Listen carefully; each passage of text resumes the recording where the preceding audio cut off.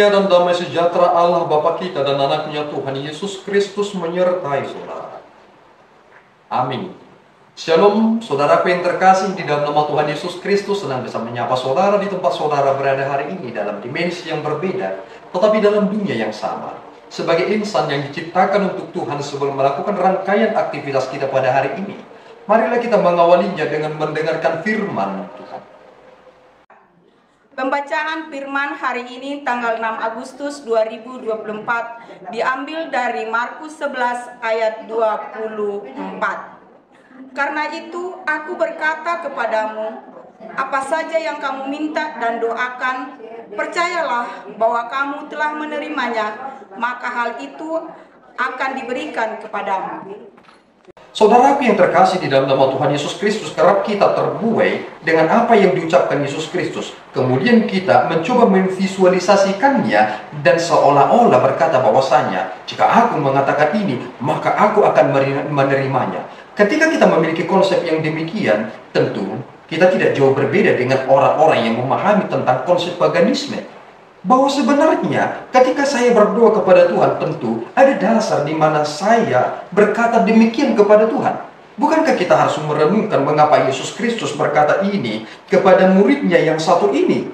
Ketika Simon Petrus melihat bahwa pohon ara itu sudah kering sampai ke akar-akarnya, ia teringat dengan apa yang diucapkan Yesus Kristus kala ia mengutuk pohon ara tersebut. Dan itulah sebenarnya dasar mengapa ia mengatakan itu kepada Yesus Kristus. Dan pembahasannya di sana adalah terkait tentang iman. Persoalannya saudaraku adalah kita ketika berdoa kepada Tuhan, kita hanya memperkarakan persoalan jasmani semata. Adakah saudara berdoa seperti doa Yesus Kristus?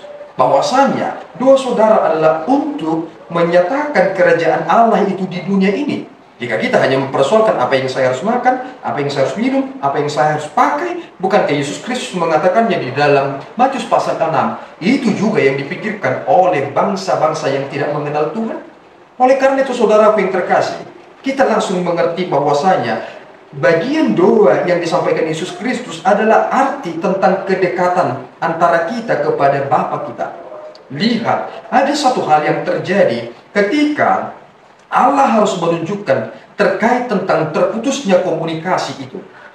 Ketika Adam dan Hawa memakan buah yang terlarang itu, maka yang terjadi adalah kematian dalam aspek rohani. Artinya, kematian rohani mengawali kematian fisik mereka. Dan hal itu terjadi di mana tidak ada komunikasi yang secara langsung antara mereka terhadap Allah. Dan kemudian konsep tentang tabernakel menunjukkan itu. Ruang kudus dan ruang maha kudus, di tengah-tengahnya ada hal yang memisahkan. Dan ketika Yesus Kristus mati, tabir itu terbelah menjadi dua.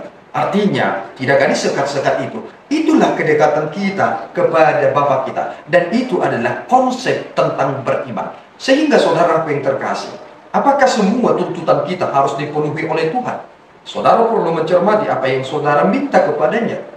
Saudara memang anak-anak Tuhan, tetapi apakah saudara menyadari bahwa Roh Kuduslah yang berkata saudara itu adalah anak Allah? Jika saudara berada dalam tuntutan Roh Kudus, apakah wajar saudara menuntut hanya sekedar hal-hal yang bersifat jasmani kepada Tuhan? Atau mungkin saudara memaksakan kehendak saudara kepada Tuhan supaya Tuhan itu menggenapi apa yang saudara inginkan? Ingat apa yang dikatakan oleh Agustinus. Orang yang baik adalah mempergunakan semua yang ada ini untuk menikmati Tuhan. Tetapi orang yang baik adalah memperalat Tuhan untuk menikmati semua ini. Pikirkan itu baik-baik. Kita menikmati ini semua, tetapi yang terpenting adalah menikmati hubungan kita dengan Tuhan. Tuhan Yesus memberkati kita berdoa. Ya Tuhan, kami bersyukur atas anugerah-Mu. Engkau adalah Allah yang begitu dekat kepada kami.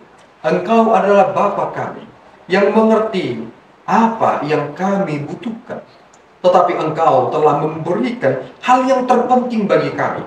Dan itu adalah keselamatan kami.